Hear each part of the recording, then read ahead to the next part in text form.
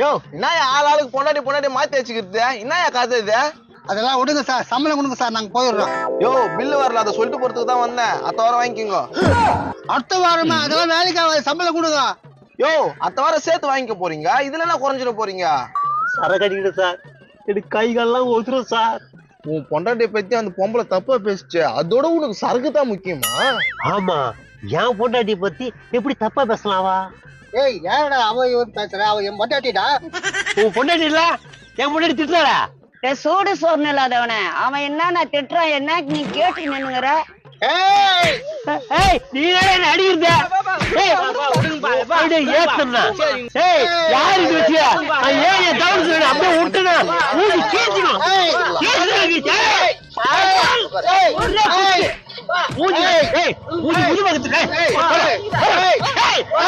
பெரிய